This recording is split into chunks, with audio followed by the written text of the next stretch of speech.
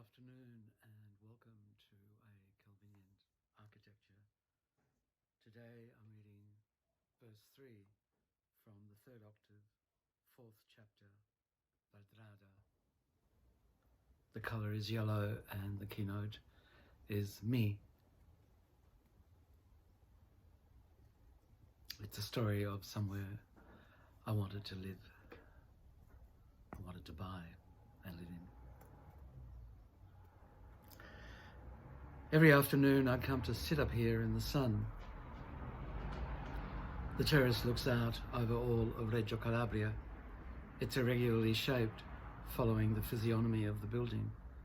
From up here you can see into 3 streets, into other terraces lower down, verandas, balconies, churchyards, even into the little square where the cafe is. I'm staying with my cousin. She'll be 60 in December, though to me, she's still the adolescent that used to take my sister and I to the movies in Trieste.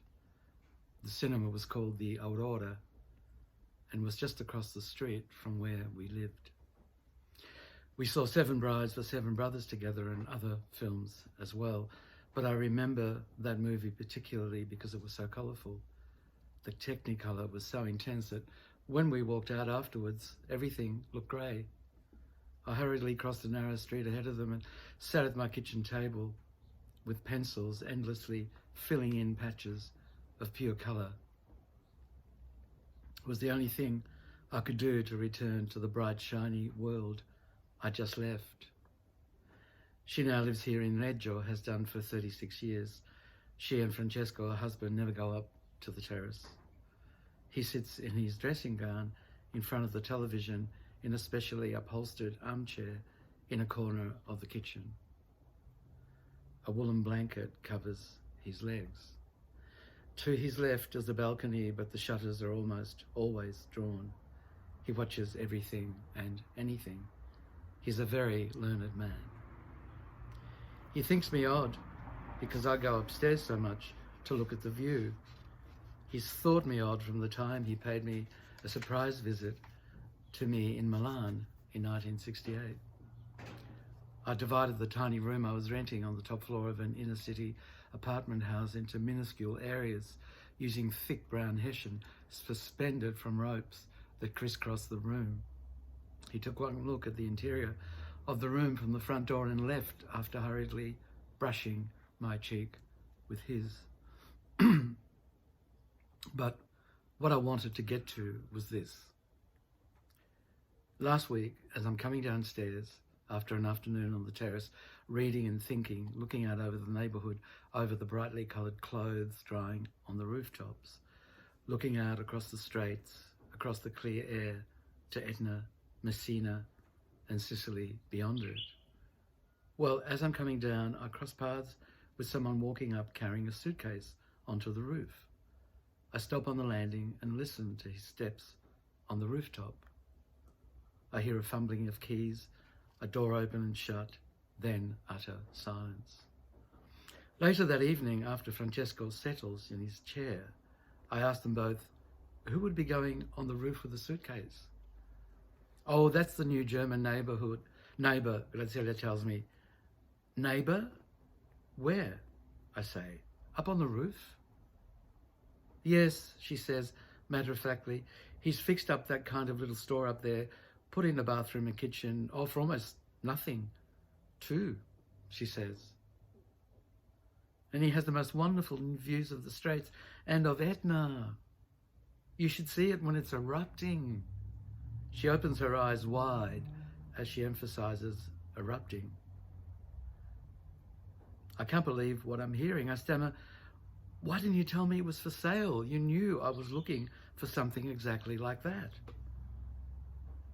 We did think of you, she says, looking at Francesco, who doesn't look up from the TV. But it was so dirty and so small, really small. She scratches the tip of her nose and turns to the TV program. It's a repeat of special episodes of an old Italian quiz show, a popular favourite from the 50s, called Lascia o raddoppia, leave it or double it. In order to win a large sum of money, the smiling man in the screen has to answer a difficult question about mushrooms. About a mushroom recipe, in fact. He now has 30 seconds to do so. I remember then that John Cage once won 50 million Italian lire on this very show. Cage was an expert on mushrooms and mushroom recipes. He answered the final question correctly, and for years afterwards financed his projects with a win. Now the smiling man's 30 seconds are up. He reels off a very long answer, and he's told that he's left out just one, but very important, ingredient: nutmeg. He suddenly stops smiling. I'm not feeling very good either. I can't believe that they didn't tell me about the little apartment on the roof. I don't say anything more, just excuse myself and bid them good night.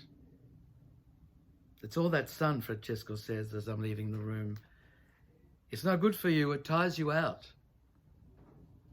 I sit on the bed in my room, studying the patterns on the damask bedspread. When the house becomes silent, I go upstairs onto the terrace. Sicily is lit up, so is Reggio. I can make out many ships crossing the straits. From the German's apartment comes the sound of a man muttering and then a cursing, a woman's voice answering him loudly. I walk to the far side of the rooftop, as far away from the little apartment as I can get. The night's clear and starry. He suddenly comes out of the apartment talking loudly. A woman follows him, sobbing. They see me and quieten down. He speaks to her for a minute, and whatever it is that he says must be convincing, because they go back inside, and after a bit, the lights are turned off. I lean on the balustrade with my back to the street, facing the darkened apartment.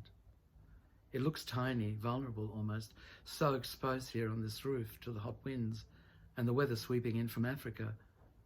When would I get the time to come here anyway, I reason. And it is really small, isn't it? It's really small. I leave tomorrow, and though a week has passed since that night, I haven't made it to the rooftop again. The weather's kind of turned since then anyway, and I've been watching repeats of Leave It or Double It with Francesco, just in case they show the one with the young John Cage answering that mushroom recipe question correctly and winning all that money. I keep wondering, though, why mushrooms, John? I saw him in a laundromat on West 20th Street once. Me and Adam were doing a month's washing, and he came in with a small plastic bag full of underwear, socks and handkerchiefs. Then he motioned to the box of soap powder I was holding and, pointing an index finger towards his own vulnerable chest, he simultaneously lifted his eyebrows and silently jutted his stubbly chin forward. I handed him the soap, and he proceeded to get the process in motion. As the sound of gushing water filled the machine, he sat down in a beaten-up brown plastic chair by the side of the Laminex table, pulled out a blue plastic lunchbox full of brown rice and big, juicy mushrooms, smiled, and ate it all up.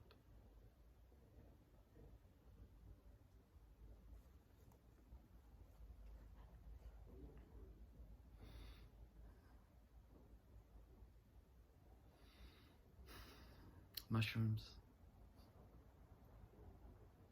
John Cage. Leave it or double it.